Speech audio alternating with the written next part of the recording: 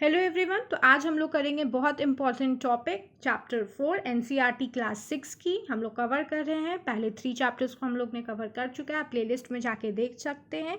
और चैप्टर 4 है what books and burials tells us about. तो बुक्स और बरियल से हम लोगों को क्या जानने को मिलता है। Introduction. This chapter discusses the importance of ancient text and burial site in understanding the Indian early societies, particularly during Vedic period. हम लोगों को इस चैप्टर से जानने को मिलेगा कि कैसे बुक्स जो थे वैदिक पीरियड के बारे में हम लोग जान पाते हैं बुक्स के थ्रू। तो और बरियल साइट्स जो थे, तो देखिए बुक्स है, बरियल साइट्स, ये सब चीज़ हम लोग को जानने को मिलेगी इस चैप्टर में। वेदास के बारे में जानने को मिलेगा। वेदास जो थे, सबसे पहले आता है ऋग्वेदा। ये जो था ओल्डेस्ट वेदा है, कंपोज्ड अराउंड 1500 BCE। तो ऋग्वेदा कब कंपोज हुआ है ये आप याद कर लीजिए, 1500 BCE में ऋग्वेदा का कंपोजिशन हुआ था। और ऋग्वेदा होता क्या है, ये मेनली जो है ना हिम्स का जो प्रेजिंग्स होता है, डीटीज जो थे वो अग्नि, इंद्र, सोमा, ये सब जो थे वो राइट किए थे, संस्कृत में रिटन थे, वैदिक संस्कृत में रिटन किए थे।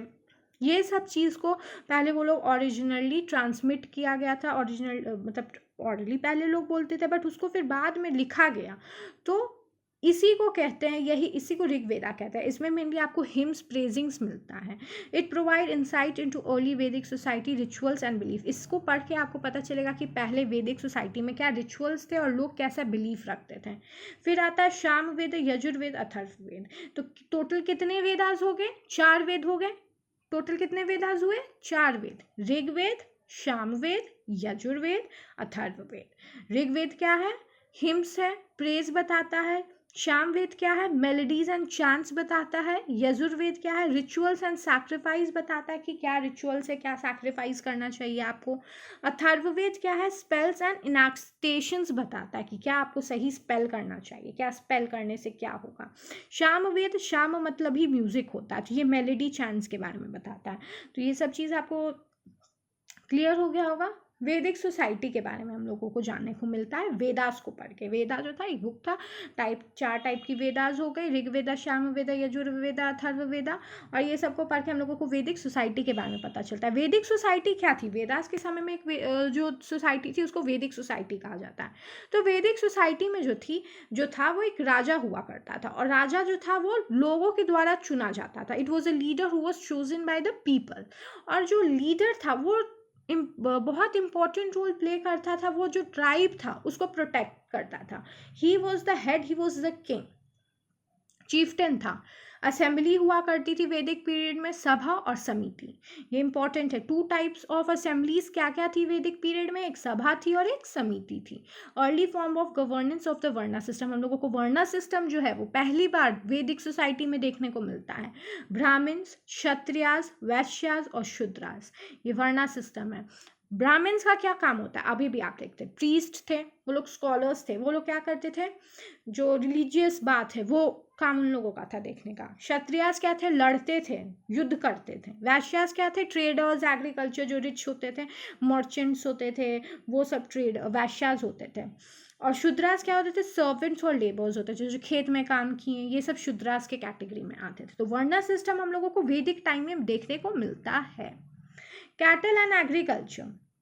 वैदिक सोसाइटी में हम लोगों को कैटल एंड एग्रीकल्चर देखने को मिलता है। कैटल क्या था? वैदिक इकोनॉमी का सेंट्रल ऑक्यूपेशन जो था वो कैटल था। Consider a measure of wealth. जितने ज़्यादा आपके पास गाय हैं, जितने ज़्यादा आपके पास बकरी है, जितना ज़्यादा आपके पास डोमेस्टिकेटेड एनिमल्स है जिसे आप ऑन कर सकते हैं, उतना ज़्यादा आपके पास वेल्थ है, ये माना जाता था पहले के समय में। इसीलिए लोग बहुत ज़्यादा गाय को भी रखते थे।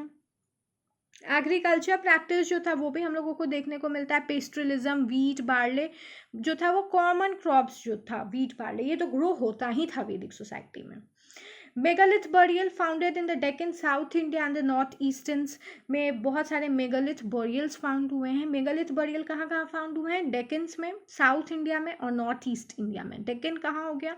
जो महाराष्ट्र का रीजन हो गया, ये सब डेक्कन में आ जाता है।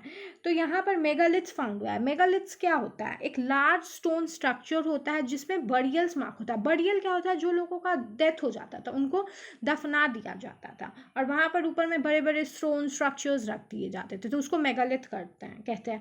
तो जहाँ पर लोगों को बरियल साइट्स जो था, जहाँ पर लोगों को दफनाया जाता था, वहाँ पर बहुत सारे चीज़ भी मिले हैं, जैसे कि लोगों को दफनाने के साथ उनके साथ सामान को भी दफनाया जाता था, जैसे कि पॉटरी, टूल्स जो थे, ऑर्नामेंट्स जो थे, ये सब भी दफनाया जाता था।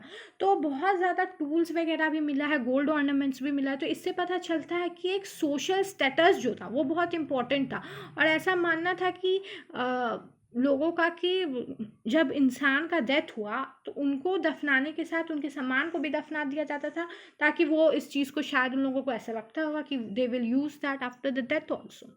इन अमरगीन एग्जावेशन महाराष्ट्र में ये लोकेटेड है। यहाँ पर सिग्निफिकेंट इंसाइट हम लोगों को देखने को मिलता है डेक्कन में। चाकोलिथिक पीरियड जो है 1600 से 700 BC तक चलता है। Evidence of a complex society with a varied agriculture practices and burial customs. Chalcolithic period जो है 1600 से लेकर 1700 BC तक चलता है, और इसमें हम लोग एक कॉम्प्लेक्स सोसाइटी देखने को मिलता है। चाकोलिथिक पीरियड में एग्रीकल्चर प्रैक्टिसेस भी होता है, और बरियल कस्टम्स जो था, different type of burial customs के बारे में हम लोग जानेंगे। Iron age, introduction of iron tools and weapons around 1000 BC। Iron age कब आता है? 1000 BC में, और इसमें हम लोग आयरन टूल्स, वेपन्स का इमर्जेंस देखते हैं। आयरन एज के क्या इम्पैक्ट रहता है सोसाइटी में? आयरन एज के आने के बाद जो एग्रीकल्चर प्रोडक्शन था वो ज़्यादा इन्हांस हो जाता है, लोग जो हैं वो ज़्यादा अच्छा एग्रीकल्चर टूल्स डेवलप कर लेते हैं, मिलिट्री कैपेबिलिटीज़ जो है वो बढ़ जाता है। Social and cultural insights from burial, हम लोग देखते हैं कि आयरन एज में भी लोग जो थे वो गुड्स को बरी कर रहे थे लोगों के साथ। Indicated belief in the utter life and social hierarchies की मृत्यु के बाद भी एक सोशल स्टेटस जो है वो लोगों का रहता है, इसीलिए वो लोग क्या करते थे, जो बरियल था उसमें वो लोग वो जो भी था उनका सामान जो रहता था उसको साथ में बरी करते थे। Differential burials, different types of burials होते थे, कुछ ग्रेव्स में होते थे, डिफरेंट टाइप्स ऑफ होते थे। Use of oral tradition, preservation and transmission of knowledge, history and cultural practices. पहले जो था वो नॉलेज जो था वो ट्रांसमिशन होता था एक पर्सन से दूसरे पर्सन तक। संस्कृत लैंग्वेज भी हम लोगों को वैदिक टाइम में देखने को मिलता है। डिफरेंट टाइप ऑफ लिंग्विस्टिक और कल्चरल कंटिन्यूटी जो है वो देखने को वैदिक टाइम में हम लोगों को मिलता है। वर्णा सिस्टम देखने को मिला। उसके बाद आयरन एज आया। आयरन एज में हम लोगों को देखने को मिला कि कैसे एग्रीकल्चर मिलिट्री का एडवांसमेंट होता है।